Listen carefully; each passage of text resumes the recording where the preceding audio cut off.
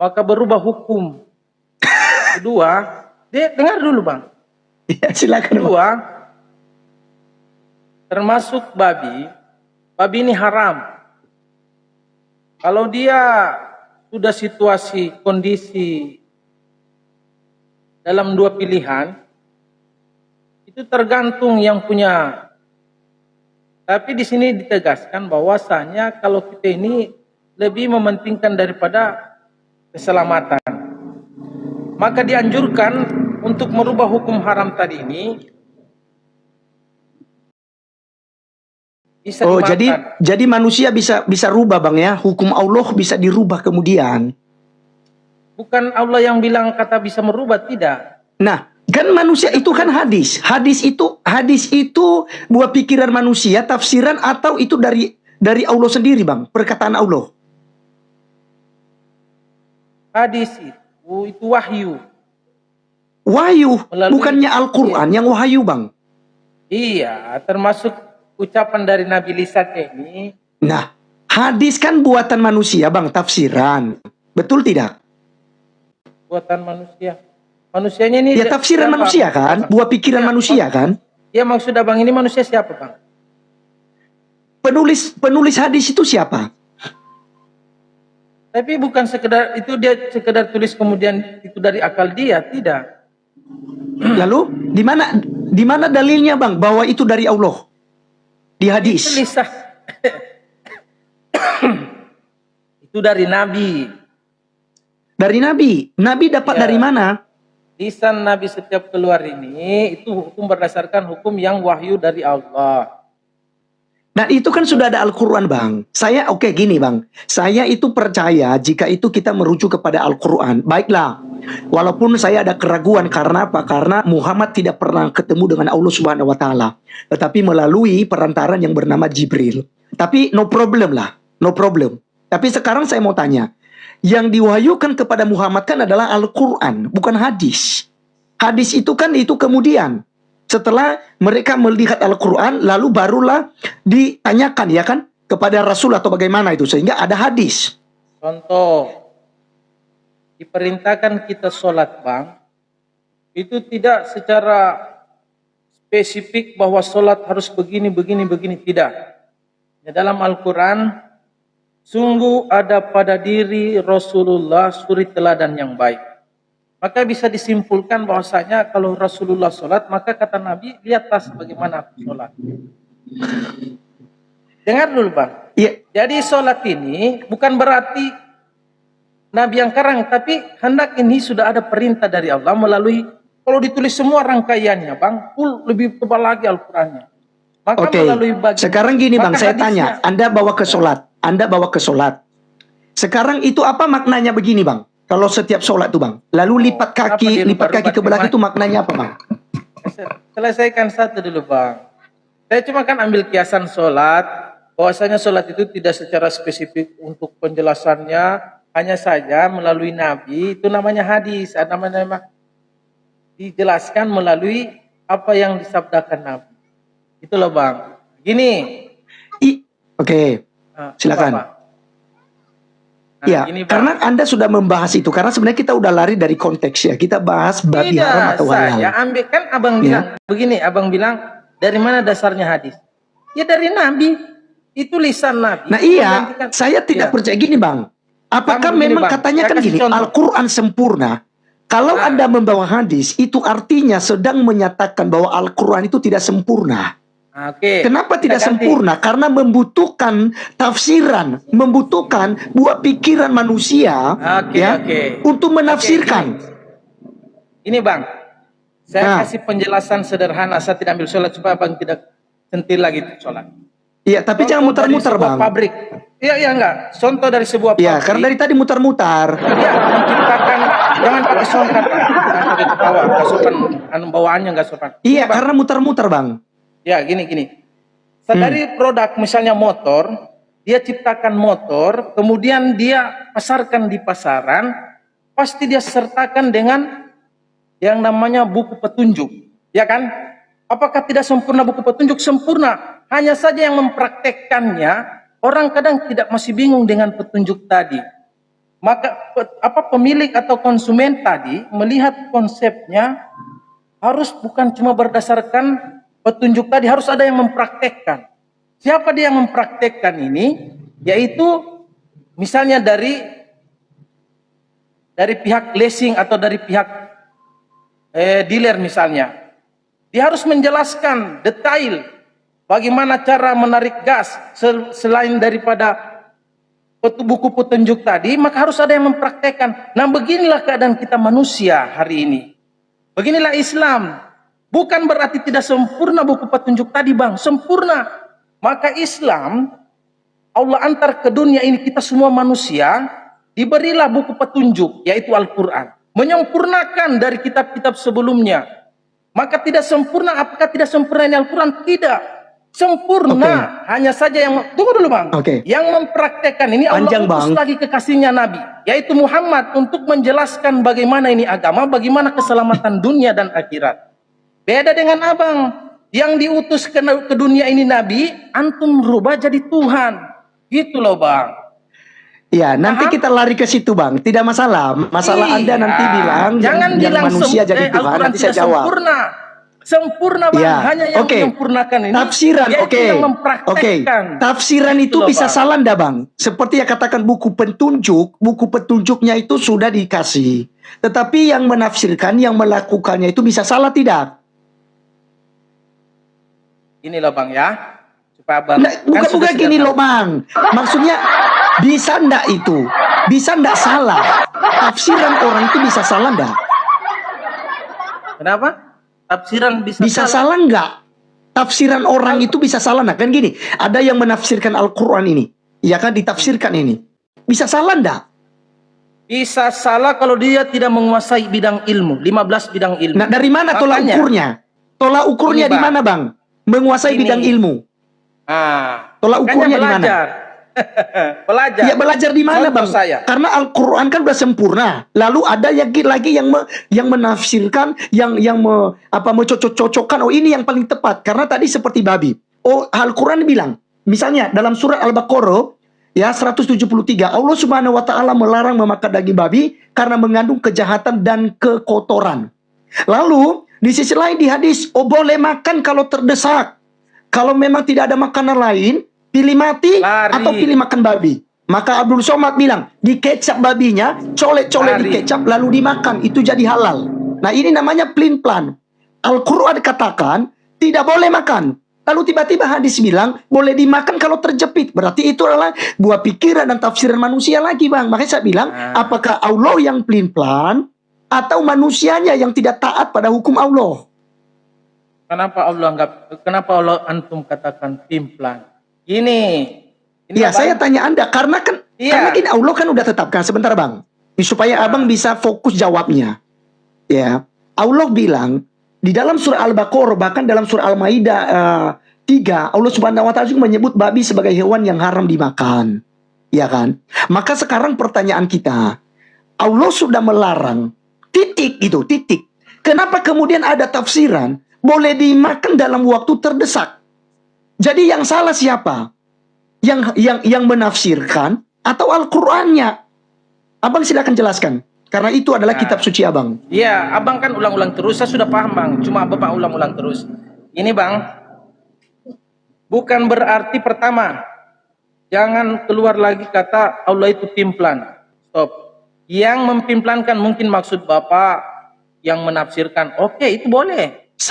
Sebentar Bang, jangan framing Bang, jangan framing. Saya tidak bilang, saya tidak nuduh Allah itu pelin-pelan. Saya nanya, yang pelin-pelan ini siapa? Tuhankah?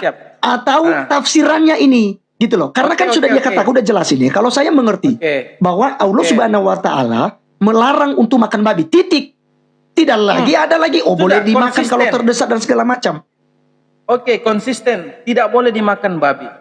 Tetapi kan ada hukum-hukum yang hukum dunia pun begitu Bang. Ada yang mematahkan hukum. Ya gini, tunggu. Jangan pakai ketawa-ketawa shortcut lagi. Ini Bang. Gimana ini teman-teman? Saya bingung loh. Di lain sisi nggak boleh, tapi masih ada tapinya. Gimana sih? Iya, hukum Bang, itu bisa sebentar, merubah Bang, kalau nanti ada jawab. Orang Israel ketika itu diberikan perintah kepada Musa, sampaikanlah kepada Israel, babi itu haram. Israel tidak makan dalam waktu terdesak, dalam waktu tidak ada makanan. Mereka tidak boleh makan daging babi. Ketika mereka di padang gurun, mereka tidak ada makanan apa-apa. Mereka tidak makan babi, tapi mereka berdoa kepada Tuhan sehingga Tuhan memberikan kepada mereka daging melalui burung gagak dan juga memberikan roti mana kepada mereka. Mereka konsisten tidak makan daging babi. Sampai turun temurun mereka tidak makan daging babi. Lalu muncul seperti abang, kok bisa boleh? Ya. Silakan. Ini Bang, saya jawab. Biar tidak dipaksakan dengan jawaban. Saya jawab bahwasanya lebih memilih untuk melanjutkan kehidupan supaya tidak zolim terhadap diri. Itu boleh, merubah hukum, boleh dimakan. Oke? Nah, sekarang gini, kita kan tadi pembahasannya ini kesempurnaan kitab. Sekarang saya mau balik tanya loh Bang. Boleh? Nggak, jawab dulu Bang. Saya nanti jawab. Saya jawab mau tanya gini Bang. Boleh. Saya kasih waktu buat abang sepuasnya untuk bertanya. Tapi kita tuntaskan dulu ini soal haram ini. Karena analogi yang abang kasih itu masih belum masuk logika Bang. Anda bilang agama itu logika dulu. Tapi dari tadi Anda menjelaskan nggak masuk logika. Di Al-Quran sudah mengharamkan. Lalu hadis memperbolehkan di dalam terdesak. Nah misalnya gini. Kalau memang itu boleh dalam keadaan terdesak, ya lebih bagus saja hapus, nggak usah saja dibilang haram. Nah, ya. Yang di Al-Qurannya sudah sempurna dia. Dia, kalau misalnya abang bilang, yang berarti Pimplan ini yang menafsirkan, oke, boleh. Boleh abang katakan begitu. Nah, asal tidak merendahkan kitab tadi. Kalau kitab mengatakan itu haram, sudah haram hukumnya. Kalaupun ada terjadi di antara kita manusia atau umat Islam yang mengatakan katanya boleh dimakan dalam situasi kondisi, itu boleh. Sudah selesai. Tanpa melihat daripada Al-Quran tadi. Kalau Al-Quran tetap dia konsisten haram. Iya, Nah, berarti kan biar saya mau jelaskan, tetap juga berarti yang bilang boleh itu sesat dong. Boleh katakan. Yang bilang boleh itu sesat dong.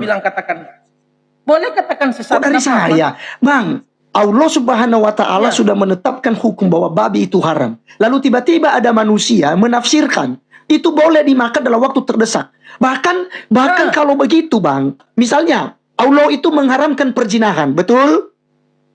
Betul?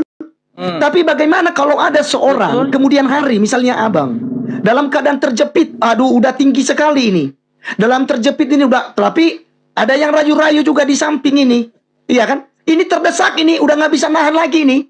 Daripada mati penasaran, hajar sudah. Berarti boleh di situ. Padahal kan udah dilarang. Tidak boleh berzina. Sama dengan hukum makan babi Bang. Udah dilarang nggak boleh makan babi. Tapi kalau terdesak, boleh dimakan. Nafsu. Jangan pakai ketawa songkar Bang. Bang, nafsu kalau tidak dilakukan apa mati orangnya. Beda dengan makan, mati penasaran Bang. Ini Bang. dalam Sungguh mati aku jadi penasaran. Pindah-pindah alam.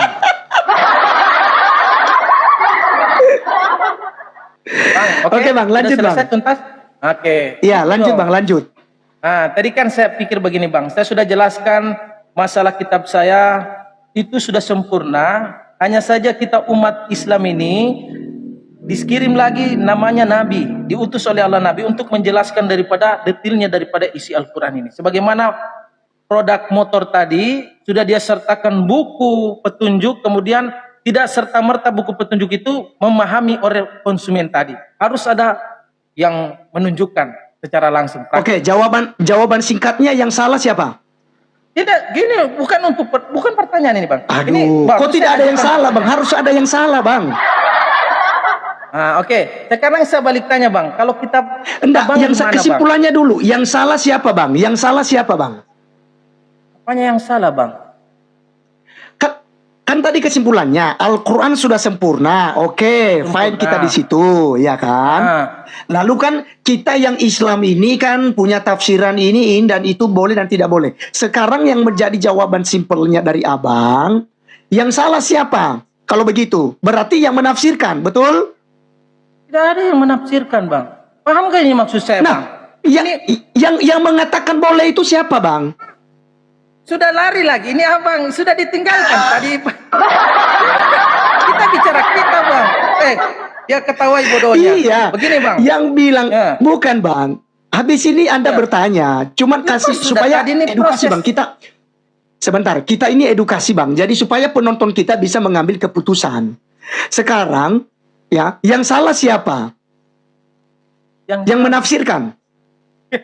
Saya jelaskan lagi bang ya. Tadi kan kita sudah bahas. Nggak simpel, Oke. nggak perlu jelaskan bang. Panjang lagi nanti, panjang. Karena saya kasih Iya, kesempatan masalah buat Anda kitab. bertanya. Ya kita bahas ini kitab dulu, kitab bang. Sudah selesai masalah haram babi tadi. Iya, sekarang kan ditafsirkan ini, ya, melalui hadis. Boleh dimakan, sementara Al-Quran yang paten sebagai kitab suci, petunjuk dari semuanya, menyempurnakan kitab-kitab sebelumnya. Lalu tiba-tiba ada hadis bilang boleh dimakan daging babi kalau terpaksa. Yang salah siapa? Yang salah siapa? Saya sudah sampaikan Iya. tadi, Al-Quran Siapa? itu konsisten haramnya. Ada Oke, yang udah haram. menjelaskan, Lalu contoh begini bang, motor dari produk motor tadi di dalam petunjuk jangan kalau tidak pakai helm, harus pakai helm. Sementara yang mempraktekkan dalam posisi genting boleh nggak pakai helm? Apakah itu menyalahi aturan daripada produk tadi? Apakah tetap menyalahi bang, tetap menyalahi, tetap dalam salah. bentuk apa? Dalam bentuk apa penyalahannya bang? Oh ya tetap dihukum kalau polisi tangkap tidak pakai helm, Saya tetap tidak saja. hukum dari petunjuk tadi, produk tadi dalam petunjuknya gunakanlah helm di saat berkendara. Apakah salah orang produsen memakai motornya tanpa menggunakan helm? Apakah salah dari petunjuk? Dari Salah. produk tadi. Di mana Salah. bentuk salahnya? Di mana bentuk Salahnya karena tidak dipakai, sudah dianjurkan. Karena helm itu dibuat untuk mengamankan bukan kepala. masalah helm, motor saja bang. Tapi kan kita bicara helm tadi. Ini kan petunjuk motor. Oke, Produk motor dia bilang, motor itu harus hidup pajak. Misalnya gitu, dalam undang-undangnya Enggak. perhatikan pajak motor. Lalu ada orang yang menggunakan motor tanpa hidup pajak. Salah enggak? Salah. Gimana sih analogi abang nih? Gini, saya lucunya aja bang, gini bang. Saya sudah sampaikan bahwasanya itu tegas Al-Quran mengatakan itu haram. Hanya saja ada Haram. perbandingan untuk mematahkan daripada bisa mematahkan hukum itu dalam kondisi genting. Paham nggak ini bang? Oh berarti Saya sudah- manusia bisa membatalkan hukum Allah. kan ada penjelasannya bang. Aduh, Contoh. bang, inilah yang kita persoalkan dari tadi. Kalau Allah ini. sudah haramkan ya haram. Tidak ada Bukan lagi istilahnya itu. Ada alasan-alasannya bang. Bukan Nah langsung itu karena kepentingan manusia bang. Berarti, makanya saya tanya abang tadi, kalau memang hukum Tuhan sudah konsisten, berarti ketika ada yang melanggar, yang memperbolehkan hal itu dalam keadaan genting, berarti manusianya yang salah. Betul Betul nggak? setuju saya di situ. Oke, manusia Setuju. yang salah. Oke, teman-teman, kita Luar dari simpulkan ya, kesalahan teman-teman. Nabi dan Rasul Allah dan Iya, Rasulnya. Ya. kita simpulkan teman-teman. Jadi jawaban daripada Irfandi bahwa Al-Quran sudah sempurna melarang makan babi.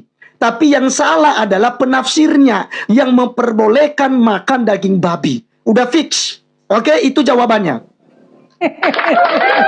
Ya. Jadi teman-teman Oke, silakan oke. silakan Siap, makan. Oke. Ya. Oke, kita Oke, tinggalkan ya, Bang. silakan. Ya. Boleh, silakan. Nah, Saya kasih kita bahas kesempatan buat Anda. kitab. Silakan tanya. Kita bahas kitab tadi nih, Bang. Jauh salah Ya, sentuh itu silakan. masalah babi tadi. Nah, babi ini yang Oke. jahat sekali nih. Jadi selalu masuk dia. Jadi gini, Bang. Ini kitab Al-Quran sudah sempurna dari pembuat manusia, pencipta manusia, pembuat bumi dan langit. Saya salah-salah mau anjurkan firmannya karena mungkin tidak masuk sama abang. Gini bang, Allah antar kita ke dunia ini, dia sempurnakan sebagaimana buku petunjuk yaitu Al-Quran, menyempurnakan dari kitab-kitab sebelumnya. Tidak, apakah tidak sempurna Al-Quran? Tidak. Maka Allah utus lagi daripada Nabi kekasihnya. Apa maksud Allah kirim kekasihnya ini? Untuk menyampaikan kitab itu sekaligus memberikan sebagaimana praktek tadi, sebagaimana motor. Sekarang pertanyaan saya bang, kitab abang, coba dari sumbernya dari mana, siapa pengantarnya, siapa yang mempraktekkan bang? Tolong dijelaskan bang, supaya yang di bawah ini terkesan paham. Gitu dong. Oke. Jadi coba spesifik pertanyaannya supaya nggak melebar saya nanti. Oke, saya ulang. Pertanyaannya apa? Spesifiknya, Ya, saya karena ulang. banyak panjang lebar kamu bertanya. Iya, Silakan. saya ulang. Saya sambil kisi-kisi dari agama saya dulu, Bang. Muslim. Apa maksud Tidak, kitab langsung ini saja Allah angkat? tanyakan, Bang. Iya, ke sana arahnya, Bang, supaya lebih detil. Oke, silakan. Kita Allah antar ke dunia ini, manusia, umat manusia ini diantar oleh Allah ke dunia ini untuk mengenal ketauhidan Allah, kekuasaan Allah. Lillahi ma fis samawati wa ma fil ard. Tidak kuciptakan langit dan bumi ini. Semua Allah kekuasaannya, Allah menunjukkan kuasanya. Maka Allah antar ciptaannya ini manusia beserta buku petunjuk. Paham, Bang? Petunjuk ini Al-Quran. Buku petunjuk sebagaimana motor dealer tadi, saya tidak ulang lagi, Bang. Apakah tidak sempurna ini buku petunjuk? Kenapa Allah kirim lagi kekasihnya, yaitu Nabi? Allah menyempurnakan daripada kitab ini, dia utuslah Nabi untuk mempraktekkan apa semua isi-isi Al-Quran.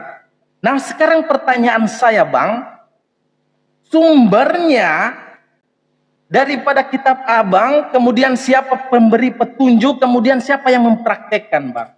Sebagaimana Al-Quran saya sudah jelaskan. Oke. Jadi siapa yang memberikan petunjuk dan siapa yang mempraktekkan kitab saya, begitu? Gitu. Oke, baik. Baik. Jadi dari kitab kekristenan teman-teman sekalian kita tahu sekalipun itu dicuri ya semua kenabian oleh saudara kita Muslim gitu, misalnya Ibrahim diambil semua jadi nabi mereka, Musa diambil jadi nabi mereka ya, tapi itu semua tertulis dalam kitab Taurat yang tertulis di dalam Alkitab kita. Tapi tidak apa-apa. Lalu nama nabi kita juga pun dirubah-rubah oleh mereka ya, dirubah-rubah, misalnya Abraham jadi Ibrahim ya, tapi tidak masalah. Sekarang kita jelaskan. Contoh, hukum Taurat Musa itu ada 5 kitab yang ditulis oleh Musa. Kejadian, Keluaran, Imamat, Bilangan, ada 5 ini dituliskan oleh Musa. Kepada siapa diberikan? Yaitu kepada bangsa Israel. Karena mula-mula Allah yang memilih Israel sebagai apa? Sebagai umat pilihan. Sehingga hukum-hukum itu diberikan kepada Israel. Saya tidak lari dari tema, kita ngambil contoh, Pak. Babi haram atau halal itu diberikan petunjuk kepada siapa? Yaitu kepada Musa. Lalu Musa menuliskan itu ya ke dalam kitab Imamat yang saya sudah bacakan tadi. Oke. Lalu siapa yang mengikuti itu? Yaitu Bani Israel. Ya. Bani Israel makan babi enggak? Nggak boleh makan babi. Karena itu hukum yang diberikan kepada mereka supaya apa? Supaya membedakan mereka dari orang-orang kafir. Orang-orang kafir itu adalah pemakan babi, pemakan tikus. Komuter gimana, Bang? Gini, Bang, saya jelaskan.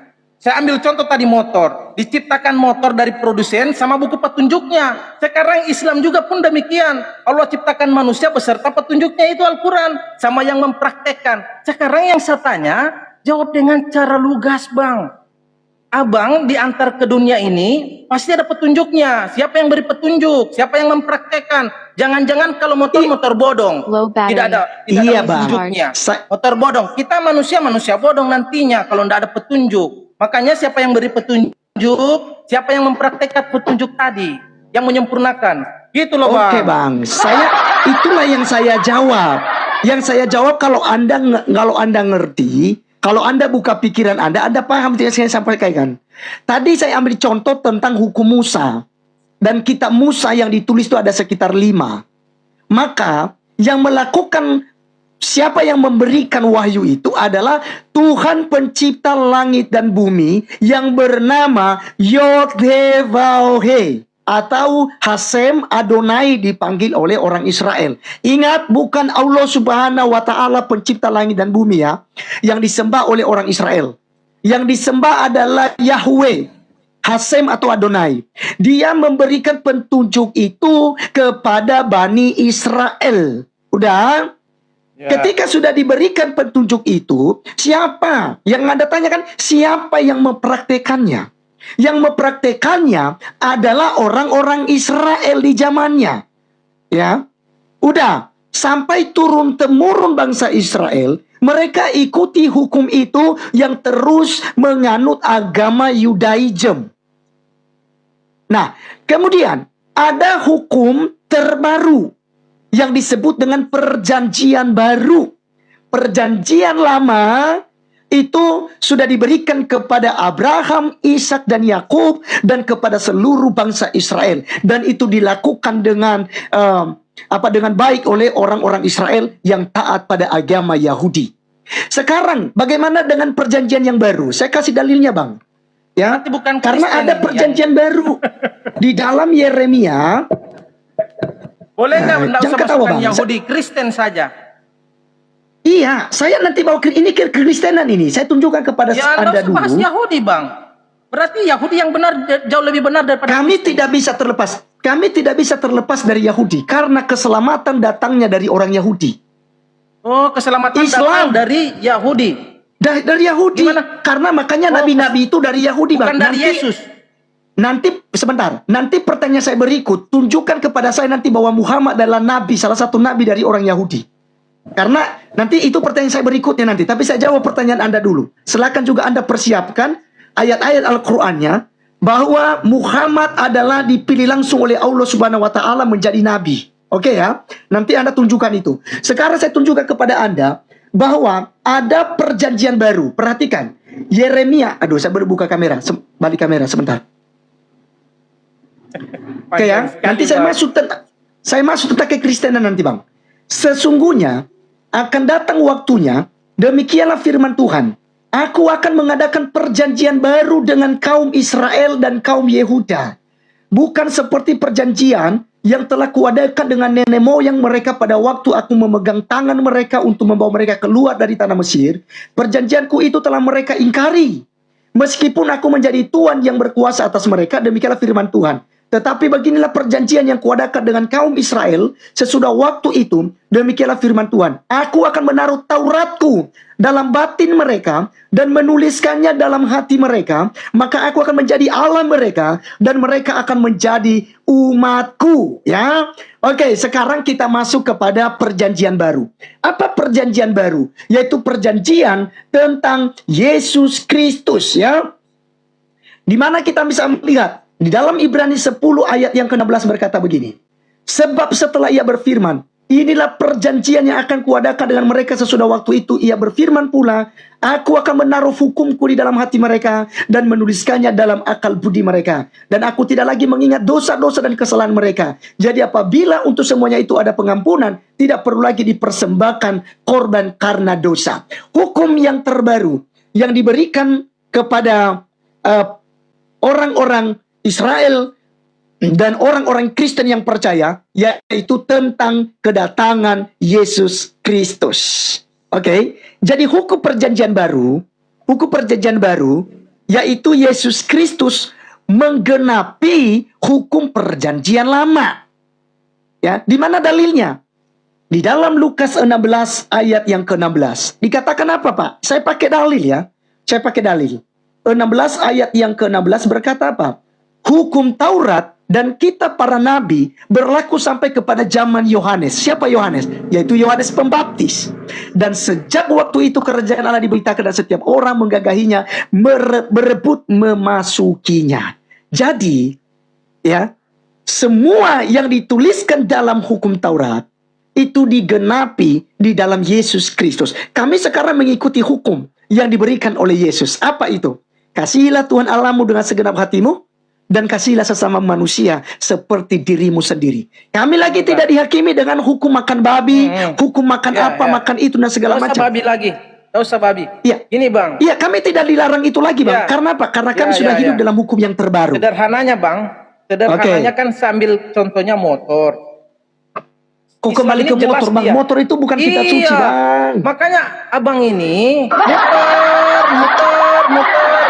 Nah, Anda tanya Bang? tuh. Orang di bawah bingung jawabannya abang. Apa yang ditanya, apa yang dijawab. Gini, Bang. Kan ini jelas. Oke, saya terima alasannya, Bang. Gini, Bang, ya. Sekarang Allah perintahkan kita untuk beribadah kepadanya melalui petunjuk tadi. Sama kalau di Islam, saya ambil contoh lagi Islam. Kalau Islam itu ibadah utama sholat. Maka apa dijelaskan sholat secara detail dalam Al-Quran? Tidak bang, karena ada sudah dikirim kekasihnya Nabi untuk menjelaskan secara detail daripada gerakan sholat. Sekarang pertanyaannya, ibadah yang paling utama dalam umat Kristen melalui buku petunjuknya dan yang mempraktekannya siapa? Kemudian ibadah utamanya apa? Dan siapa yang dia sembah? Kalau kita kan Islam jelas, yang disembah itu adalah Allah sebagaimana kita hambanya melalui petunjuk Al-Quran dan digerakkan atau yang dipraktekkan oleh Nabi kekasihnya. Sekarang pertanyaan saya bang, siapa ibadah apa yang fundamental atau ibadah yang paling pokok dalam umat Kristen yang diperintahkan Tuhanmu? Kemudian siapa yang mempraktekkan? Gitu loh dong. Jangan panjang lebar lagi bang. Saya jawab. Iya, saya jawab. Ya, saya jawab. Dari tadi Anda nggak pakai dalil ya. Baik. Sekarang siapa yang hukum yang terutama? Saya sudah katakan tadi, hukum dalam perjanjian baru ya, itu diberikan oleh Allah. Saya sudah tadi bacakan bahwa hukum Taurat dan kitab para nabi itu kan bernubuat dan berbicara tentang Yesus Kristus. Dan Yesus Kristus sudah menggenapi, maka kami sebagai pengikut Yesus, kami tunduk pada aturan-aturan yang diberikan oleh Yesus. Nah, sekarang hukum yang mana? Kita lihat. Ya, ibadah yang paling utama bagi kami, ya, ibadah. Ibadah yang paling utama di kami adalah menyembah Tuhan, ya. Dan itu tidak dibatasi harinya. Ya, menyembah kita kan menyembah Tuhan juga, tapi sholat. Ada namanya sholat. Kalau kita kami ibadah bang, kami ibadah bang, kami ibadah. Ibadah apa? Ibadah apa? Kok ibadah apa? Ibadah itu kami memuji Tuhan, ya. Memuji konsep Tuhan peribadatan dalam kekristenan. Gimana? Kan contoh gini bang. Kalau Islam, dia ibadahnya, inilah bang ya, saya jelaskan. Kita ini umat ini Allah ciptakan jin dan manusia kecuali untuk beribadah kepada Allah. Ibadah ini kepalanya tapi rangkumannya luas. Berdoa ibadah. Iya bang, saya paham maksud abang. Zikir ibadah, sedekah ibadah. Makanya yang saya pertanyakan di abang, kalau kita ini perintah paling utama itu adalah sholat. Sholat namanya. Ibadah paling utama dalam Islam itu sholat untuk menghambakan diri kepada Allah. Iya, saya tahu bang. Itu kan cara Kristen, Islam untuk beribadah. Iya, saya mau tanya cara Kristen ibadah apa? Ya. Jangan cuma bilang ibadah. Baik. Nyanyi ibadah, loncat ibadah. Saya jawab bang. Kami beribadah kepada Tuhan itu tidak dibatasi. Ya, tidak seperti kalian harus cuci ini, harus sujud, harus begini, harus begono. Kami kekristenan tidak demikian. Jangan framing. Iya, saya jawab. Itu Pak jawaban saya. Tidak sama dengan cara Anda. Maka Anda tidak perlu memaksakan cara Anda ibadah dengan kekristenan. Kami disuruh beribadah. Beribadah apa? Memuji Tuhan. Dalam Mazmur 150 dikatakan, ya semua yang bernafas memuji Tuhan. Ambil rebanan, ambil tiupan sangkakala, ya, gambus, tari-tarian. Ya, itu adalah gerakan-gerakan dalam peribadatan. Makanya kami tepuk tangan, bersuka cita, haleluya, terima kasih Tuhan, Engkau baik, Engkau luar biasa. Ini adalah cara ibadah dalam kekristenan. Ya, kami beribadah, memuji dan menyembah Tuhan dengan cara itu. Sudah diberikan petunjuk kepada kami dalam Mazmur 150. Saya bacakan kepada Anda. Cara peribadatan kami. Bang. Oh, coba. Nah, harus kita bersifat dalil, Bang. Jangan asumsi Anda bicara nggak pakai dalil. Ya. Caranya nih, ya. Coba. Haleluya, pujilah Allah dalam tempat kudusnya, pujilah Dia. Ya, pujilah Dia dalam cakrawalannya yang kuat. Pujilah Dia karena segala perkataannya. Pujilah Dia sesuai dengan kebesarannya yang hebat. Pujilah Dia dengan tiupan sangkakala. Pujilah Dia dengan gambus dan kecapi. Pujilah Dia dengan rebana dan tari-tarian. Pujilah Dia dengan permainan kecapi dan seruling. Pujilah Dia dengan ceracap yang berdenting. Pujilah Dia dengan ceracap yang berdentang. Biarlah segala yang bernafas memuji Tuhan. Haleluya. Ya, jadi inilah yang dilakukan oleh Kristen. Makanya kalau ada lompat-lompat dalam gereja, ada tepuk tangan di dalam gereja, ya itu adalah cara kami untuk mengekspresikan tentang rasa syukur dan sukacita kami menyembah Tuhan. Itu perintah dari silakan. Tuhan. Sesuai kitabnya. Iya, perintah dari Tuhan. Anda percaya kitab Jabur nah? Ya gini Bang. Pertanyaan saya, siapa percaya yang kitab Jabur? Saya tanya dulu, percaya kitab Jabur? Enggak, jangan dulu ke sana Bang. Ya, percaya enggak Anda tadi kitab ada Zabur? gendang apa semua tadi. Itu yang Ya, simpel dulu. Saya tanya, Anda percaya enggak mempraktekkan dengan itu siapa, kitab Bang? Zabur? Iya, percaya. Injil saya percaya. Percaya. Zabur Yang percaya. saya bacakan Mazmur ini adalah kitab Zabur yang dibuat oleh Daud atau David kalian bilang. Oke, Ya, Bang. Raja Gini, Daud Bang. atau Nabi Daud kalian bilang. Gini, Bang, tadi kan Ya. saya sudah sampaikan bahwasanya kita Oke. ini gerakan sholat yang mempraktekkan ini Nabi. Sekarang saya Oke. mau tanya, Bang, itu kayak lonceng apa seruling apa Ya. semua yang Abang jelaskan melalui kitabnya, siapa yang mempraktekkan? Bahwasanya kalau itu ditafsirkan loncat-loncat, nyanyi-nyanyi dengan segala macam riang gembira dalam gereja, itu yang menafsirkan itu siapa, Bang? Ya, orang-orang Kristen, Bang. Bukan menafsirkan, tapi ini adalah perintah langsung. Enggak. Untuk Kalau kami kita kan beribadah yang demikian. mempraktekkan Makanya kami ada drum. Ya kan? Ada gini, gitar. Bang, Bang. Nah, Ini, Bang, yang mempraktekkan kami itu satu jelas, yaitu Nabi kekasih Allah, Rasulullah. Ya. Yang saya tanyakan, jangan semudah gampang itu menafsirkan itu dari kitab Abang, kemudian tidak ada. itu kan tidak suri kitabmu, teladan. Bang. Ya, tidak. Siapa Ya, yang diteladani mempraktekkan di Raja lewat Daud. ayat? Saya sudah Gini, Bang. jelaskan tadi. Yang mempraktekkan ini kitab Mazmur adalah Raja Daud. Dia sudah melakukan ini. Dia sudah menari di hadapan Tuhan ketika dia menang melawan orang Filistin. Ketika dia menang dalam peperangan. Dia joget-joget. Dia rebana. Dia tari-tarian. Ya, dia lakukan semua itu. Raja Daud melakukan semuanya itu, Bang. Ini kitabnya Daud. Mazmur 150 kitabnya Daud. Dan dilakukan oleh Daud. Bukan Injil itu, Bang, yang Abang jelaskan tadi. Bukan kitabnya bukan Abang. Injil. Ini Mazmurnya Daud. Yang saya tanya Makanya kami kitabnya melakukan. Aduh. Oke, Berarti- itu salah satu. Itu salah satu Yesus ya. bagaimana? Yang kedua. Perannya Yesus di sini apa, Bang? Perannya Yesus di sini apa? Tentang peribadatan, tentang cara ibadah. Perannya Yesus setiap kali masuk di dalam bait Allah, dia membacakan kitab suci, dia mengajarkan kitab suci, orang lain tepuk tangan, memuji, memuliakan Tuhan oleh orang-orang Yahudi ketika dia apa? Ketika dia mengajarkan tentang hukum-hukum Allah kepada mereka. Itu. Nah, bingung Anda. Gini loh, Bang, ya. Ya. Gini, kita bicara dari iman, akal, iman ini harus akal juga menerima, Bang. Iya. Jadi gini, Bang, ya. Saya sudah kasih tahu ya. Ibadah kami itu berdasarkan dengan apa yang dilakukan oleh nabi-nabi sebelumnya. Karena untuk memuji Tuhan itu tidak pernah dibatasi, Bang. Hanya di dalam Islam lah yang membatasi. Kalau pakaian copang-caping tidak boleh masuk ke masjid. Kalau belum mencuci tangan tidak boleh masjid. Kalau belum mandi tidak boleh ke masjid. Itu hanya Islam yang memberikan aturan demikian. Kalau kami orang Kristen, Tuhannya Abraham, Ishak dan Yakub itu tidak pernah melarang orang. Janda miskin saja yang masuk ke bait Allah itu diterima oleh Tuhan.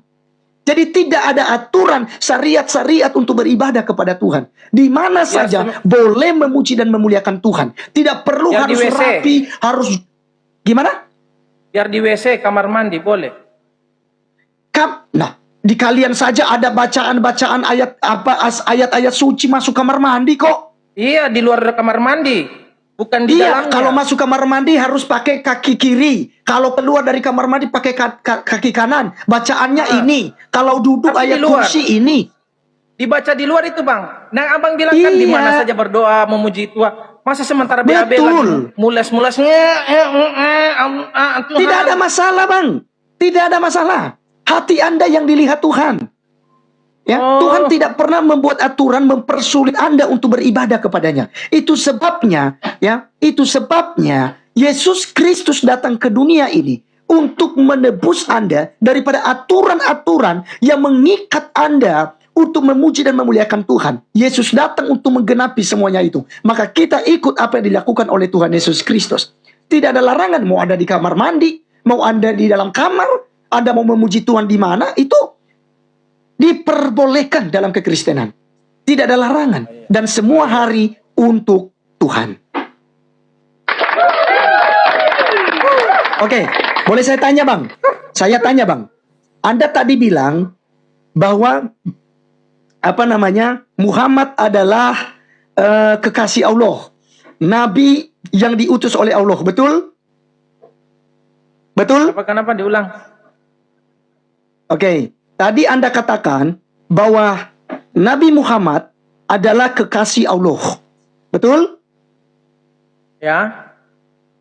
Betul tidak? Betul. Oke, dia kekasih Allah dan dia adalah nabi utusan Allah. Betul? Betul. Oke, sekarang saya kasih dalil dulu kepada Anda. Ya, di dalam Ankabut nomor 27, saya bacakan dulu Bang ya, saya buka dulu ya. Izin ya Bang ya. Izin ya. Ya Bang. Saya Ya. Di dalam Ankabut saya pakai dalil Bang, nggak asal-asal dah saya. Bentar ya Bang ya. Oke, Ankabut 27 dikatakan begini Bang. Sebentar Bang. Oke, saya kasih kamera belakang dulu Bang ya, supaya saya bertanya itu sesuai dalil. Ya. Nih Bang. Nih. Dan kami anugerahkan kepada Ibrahim, Ishak dan Yakub, dan kami jadikan kenabian dan kitab kepada keturunannya, dan kami berikan kepadanya balasannya di dunia, dan sesungguhnya dia di akhirat termasuk orang yang saleh. Jadi jelas dikatakan, diklaim oleh Allah bahwa dia memberikan anugerah kenabian kepada Ibrahim, Ishak, dan Yakub. Di mana kekristenan mengenal bahwa dia adalah Allah Abraham, Ishak, dan Yakub. Dan kenabian itu diberikan kepada 12 suku Israel atau keturunan daripada Yakub. Sekarang tunjukkan kepada saya Bang, di mana dalil Al-Qur'annya bahwa Nabi Muhammad dipilih oleh Allah langsung dan ditetapkan sebagai nabi bagi seluruh bangsa. Silakan. Silakan Bang. Itu dijelaskan dalam, saya tidak pegang Al-Quran ini Bang, saya lagi di toko ini. Ini Bang, itu aduh, kok tidak pegang Al-Quran Bang? Masa anda mau diskusi dengan saya tidak pegang Al-Quran, gimana? Ya, kan kita sebatas pengetahuan kita untuk sementara tuh Bang. Makanya masalah kitab, kayak kita nggak bisa asumsi-asumsi Bang, karena teman-teman kita itu meminta data Bang. Makanya dari tadi saya ngomong jelaskan kitab suci saya pakai data. Karena kalau kita diskusi ini kalau congor itu kita bisa kena delik Bang. Iya, sekarang gini, dalam Ankabut itu menjelaskan, bahkan di dalam sebentar Bang, sebentar. Di dalam surat Maryam juga 19 ayat 30 dikatakan bahwa Nabi Isa itu diangkat langsung oleh Allah sebagai nabi. Sekarang tunjukkan kepada saya ayat Al-Qur'an bahwa Muhammad diangkat langsung oleh Allah Subhanahu wa taala sebagai nabi. Silakan Bang. Jangan motor lagi katanya Bang. Iya, saya enggak pegang ini Bang, Al-Qur'an. Yang jelas Oke, silakan sebutkan saja nanti Bang. Saya bacakan, saya bantu. Oh iya. Surat apa di mana? Itu kalau coba dibuka Bang. Al-Isra. Di mana? Isra Miraj. Di surat apa? Coba yang di bawah. Saya enggak pegang data Bang. Lupa saya Bang. Oke, apa bunyinya Bang? Silakan aja bunyinya Bang, walaupun itu modal congor kata netizen ini. Wa ma Muhammad illa rasul. Surat apa dia itu Bang? Enggak. Kalau saya cari di Google ini Bang, cuma satu HP Bang.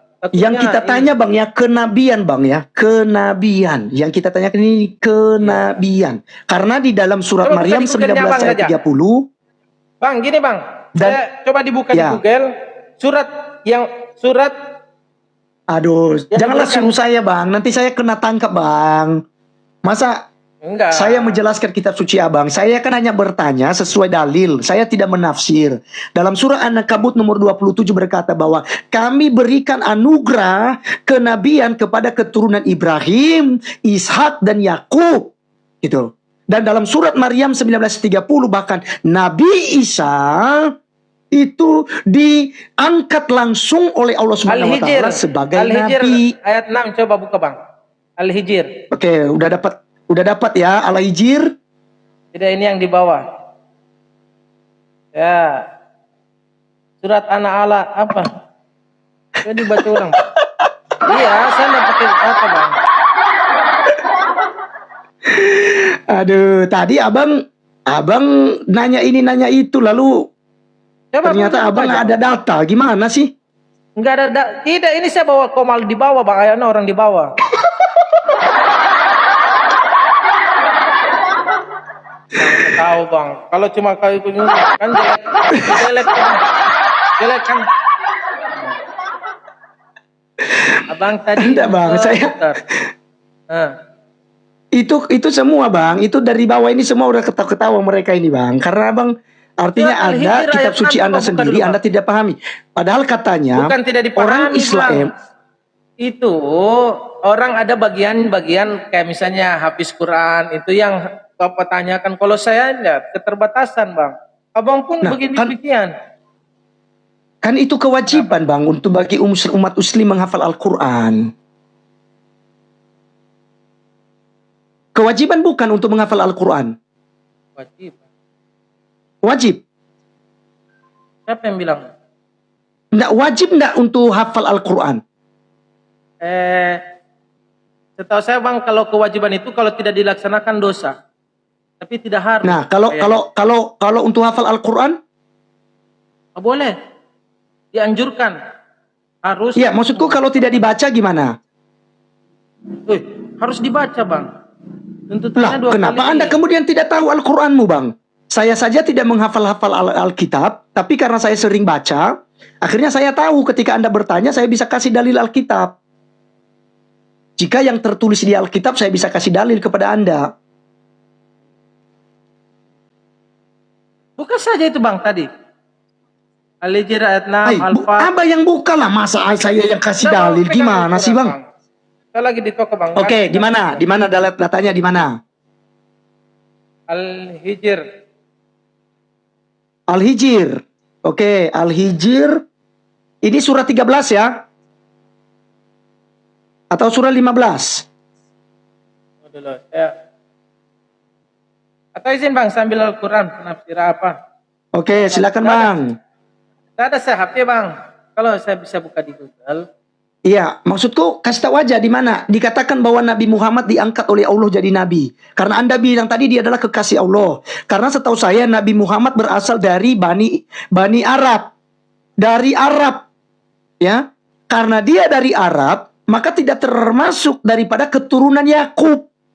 Maka dia tidak tergolong sebagai nabi di kalangan orang Israel.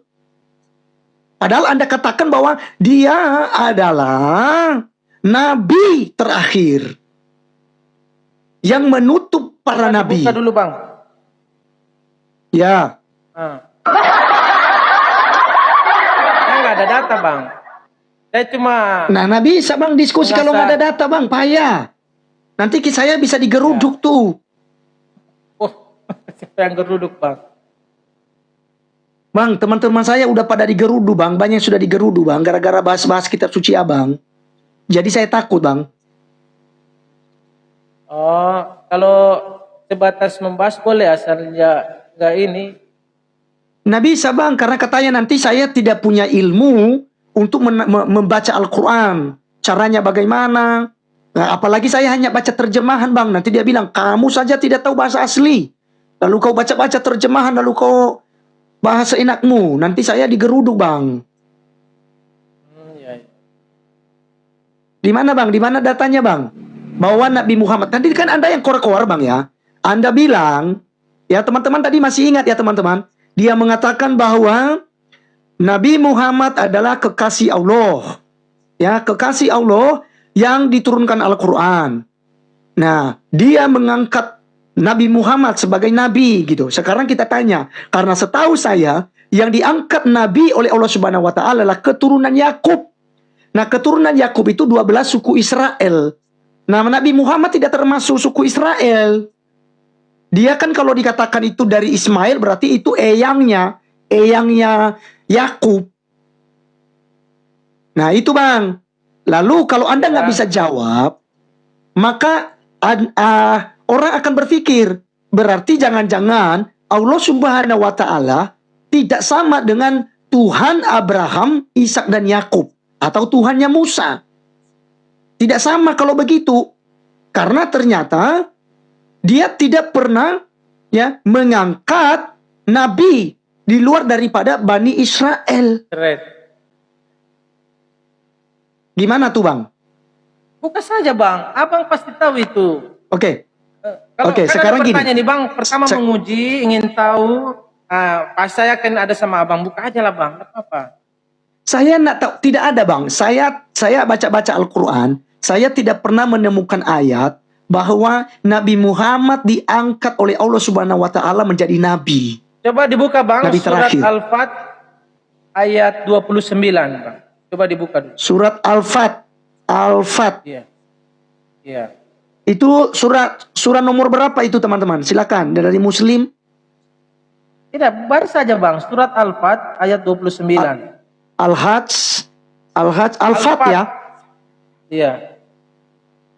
Bukan As-Safat ya, bukan As-Safat. Al-Fat, F-A-T-H. Oke, Al-Fat. F-A-T-H. Al-Fat ya. Nomor 20 ayat 29. 29. Oke, kita cek teman-teman ya. Kita coba cek. Dibacakan Bang. Oke, dikatakan di sini Muhammad adalah utusan Allah dan orang-orang yang bersama dengan dia bersikap keras terhadap orang-orang kafir, tetapi berkasih sayang sesama mereka. Kamu melihat mereka rukuk dan sujud mencari karunia Allah dan keridoannya. Pada wajah mereka tampak tanda-tanda bekas sujud. Demikianlah sifat-sifat mereka dalam kurung yang diungkapkan dalam Taurat dan sifat-sifat mereka dalam kurung yang diungkapkan dalam Injil, yaitu seperti benih yang mengeluarkan tunasnya, kemudian tunas itu semakin kuat lalu menjadi besar dan tegak lurus di atas batangnya. Tanaman itu menyenangkan hati. Itu saja tadi. Itu saja yang mana? Utusan itu. Itu yang awak kepalanya saja. Ya, Muhammad adalah utusan Allah. Mana dia dijadikan nabi di sini?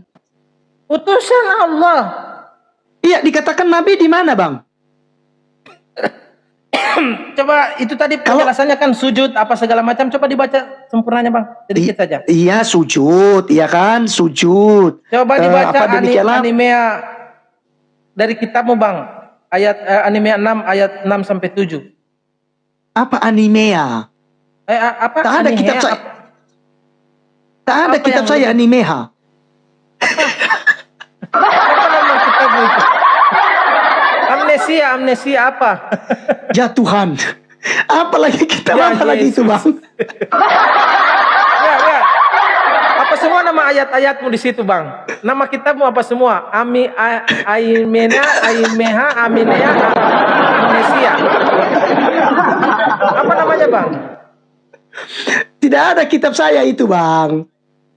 Tidak, coba yang mendekati. Saya kan bukan Iya, ahli. Iya, tidak ada Bang, tidak ada. Jangan saya tanya, lalu Anda lari ke Alkitab Bang. Tidak, Yeremia. Penjelasannya Hah? Kitab Yeremia ada. Yang lain? Yeremia. Kan ada yang menjelaskan di kitab Abang itu tentang masalah sujud, ruku. Oh, tidak ada Bang. Ada Bang. Nehemia, coba buka Bang. Nehemia 6. Nehemia 6 berapa itu? Ya kenapa kalau sujud itu kitab suci saya Bang, bukan kitab suci Al-Quran. Yang kita tanya Al-Quran. Ya dibaca dulu. Ya yang kita tanyakan Bang Al-Quran. Iya kan? Kalau masalah utusan Bang, banyak diutusan, tapi kan dia tidak diangkat jadi nabi. Tapi menurut surat ini kan kitab suci Abang kita bahas. Tadi dalam surah An-Kabut 27, kami menganugerahkan kenikmatan kenabian kepada Ibrahim, kepada Ishak, dan kepada Yakub. Ya, kenabian itu berasal dari situ, 12 suku Israel. Sementara Muhammad itu dari Arab Bang, bukan suku Yahudi. Coba Bang buka lagi surat Al-Anbiya ayat 107. Surat Anbiya. Saya tanya dulu Bang. Sebelum kita baca, saya konfirmasi ke Abang dulu. Muhammad ini keturunan dari mana Bang? Keturunan Israel bukan? Aduh, ya yang setahu saya dari Nabi Ibrahim saya. Dari Ibrahim. Nah, kalau Ibrahim kan apa namanya itu kan ada anaknya lagi, ada Ishak, ada Yakub. Nah, kenabian itu kan kepada keturunan Yakub. Ismail sampai dengan Nabi. Tunggu dulu teman-teman Kristen, tunggu dulu teman-teman. Ini kami head to head saja ini dulu sebentar teman-teman ya. Sebentar supaya nanti nggak, karena ini Bapak Irfandi ini tidak menguasai juga, tapi mau coba-coba diskusi agama ini yang aku bingung. Menanyakan Alkitab pandai dia, tapi ditanya kitab sucinya nggak pandai dia, gimana? Saya tanya bang, siapa nanya kitabnya abang tadi? Siapa yang nanya? Saya menanyakan asal usul kitab jelas, bukan masalah isinya. Tidak ada yang bahas isinya bang. Karena abang dengan saya tidak punya kemampuan untuk abang tidak punya abang kan menanyakan ini, menanyakan itu. Ya, tentang kekristenan tadi kan. Sekarang saya tanya. Gini bang, saya ini konfirmasi doa saya ini bang, ralat kata-kata abang untuk menanyakan kitab. Enggak, saya menanyakan daripada asal usul kitab, produksinya, siapa yang mempraktik, itu awalnya bang, bukan isinya. Isinya saya tidak punya kemampuan, apalagi Al-Quran, apalagi Alkitab. Gitu bang. Abang begitu bahas ini langsung lari, bahas siapa nabimu, kemudian dari mana keturunannya. Enggak, karena tadi Anda bilang bahwa Al-Quran itu adalah kitab yang sempurna. Betul enggak? Betul enggak? Anda bilang bahwa Al-Quran kitab yang sempurna. Low battery. Please charge. Al-Quran menyempurnakan kitab sebelumnya. Sebentar bang, ini kok shortcut saya tidak bisa ini ya. Padahal saya lagi... Jangan kena azab. Itu hanya di kalian aja ada ajab-ajabnya bang. Ya, di kalian itu yang kena ajab. Kalau di Kristen itu kan nggak kenal ajab.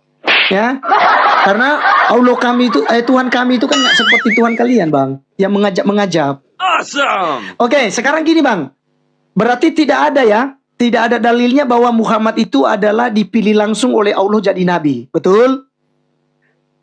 Itu dibuka lagi ya. Ini betul bang. Saya suruh buka tadi. Ini kan apa? Ini ada bang.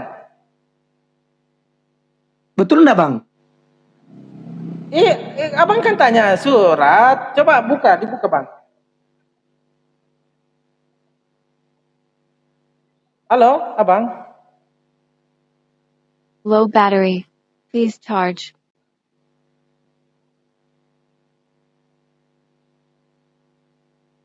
Halo. Ya, halo bang. Iya bang.